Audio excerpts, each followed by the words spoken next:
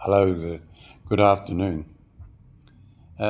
Yesterday, I accompanied an English guy on his way back to sunny England after having had a 4 month stay here in the Philippines.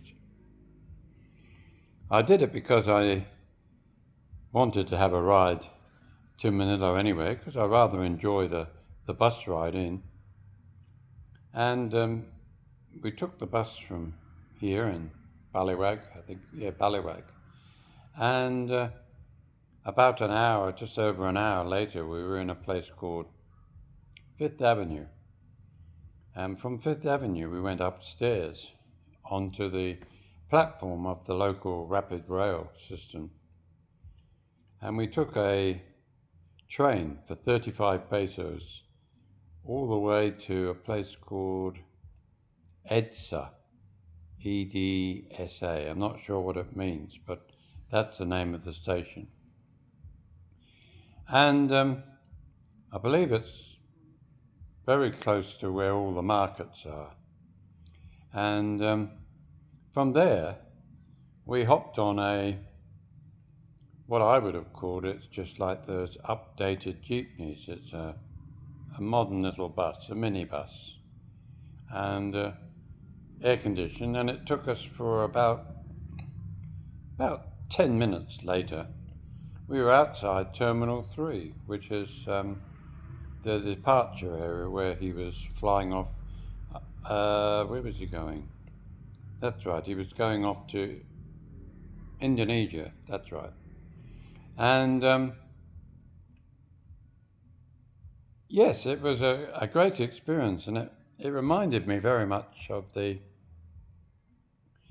fact that we take it so much for granted growing up in the West, how when we decide to have the spur of the moment flying off somewhere, as many of us have probably done in our lives, flying off to Spain or Portugal or maybe to Italy or even as far afield as Thailand or Indonesia even, as a destination for a holiday.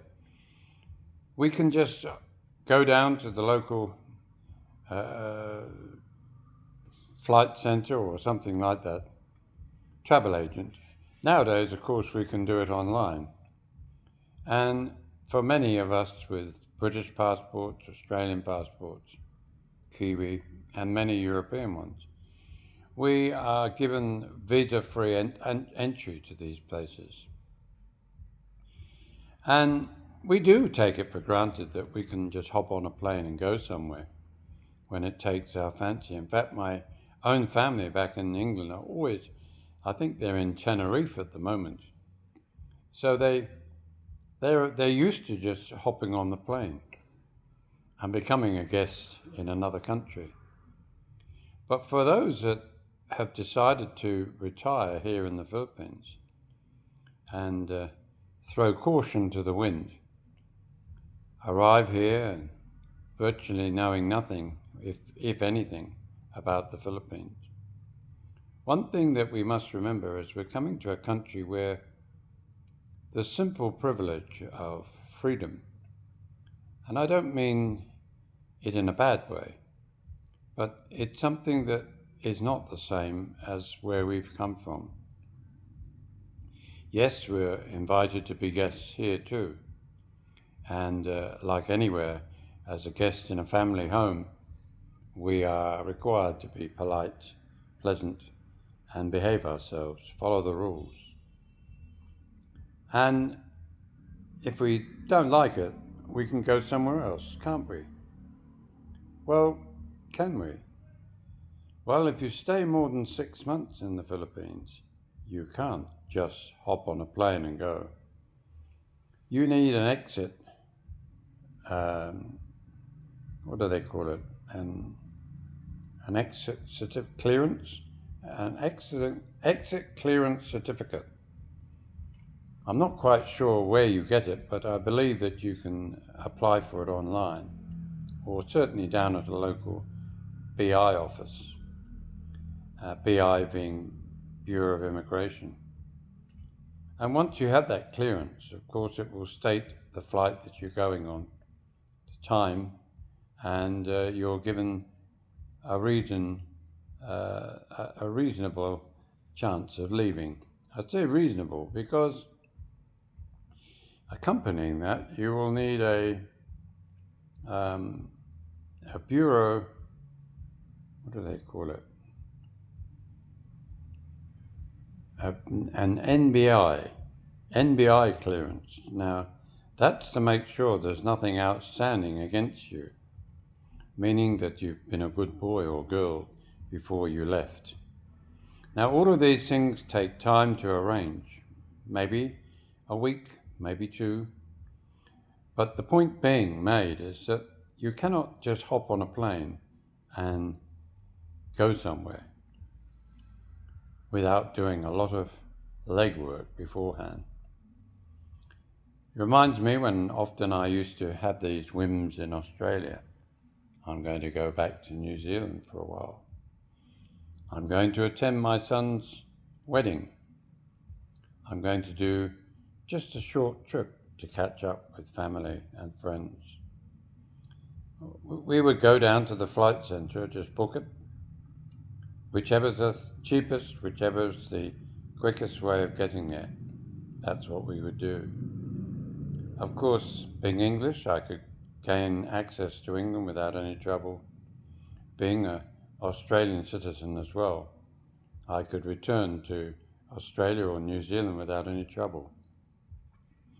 But of course, for Filipinos, they also have the double whammy, and that is that the government is looking after them, supposedly protecting them from exploitation. Not quite sure where the exploitation is coming from. It's not always overseas. Sometimes it's in the country as well. And I suppose the message that I'm giving you really always is buyer beware. You come to the Philippines and to a certain degree you make that unwitting choice of losing a certain amount of your normal, assumed freedom. It's not a bad place to come to. It's a safe place to come to. Sure, you hear some horrendous stories here, but my goodness, follow the Mirror or the New York Times and read the horrific things that happen in both those countries.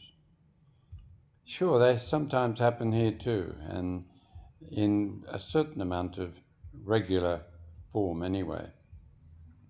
You have to be careful where you live. There are areas that are not advised to live in certain parts of Mindanao, as an example. There are places that even locals would suggest is not always the greatest place to hang around. I can imagine very easily that even a place like Angeles City, known as a sort of a hub for vice and drinking, is not always the best place to be hanging around. It's easy to get embroiled in some kind of misunderstanding with other drunken cohorts. And there's only one way that that's dealt with. They may have a sort of a tourist police, but if you break the law, you will be dealt with very swiftly. And let's not kid ourselves. We get our fair share of attention. But as far as being able to just hop on a plane, hop on a boat, a cruise ship, at the everyday whim of ourselves, it's very hard to achieve that. Almost as hard as trying to catch that fly that decides to land on my face. What an annoying little boy he is, or girl. So my advice is that if you don't want to give up that fundamental freedom that you are so used to having, maybe you have to remember that leaving your own country, going to some other far-flung place, there's certain things you have to give up. be it only temporarily, because after all, you have a lot more choices than those that are left behind. And I say those that are left behind are the people of the country in which you go. I mean, we don't have to think too hard about many countries who people would love to leave, but they're unable to, maybe from finance point of view, but also not as easy for them to depart their homeland without any trouble. So that's my thought for this afternoon. I hope you enjoyed it, and don't forget to give us a thumbs up, and we'll catch you later. Bye now.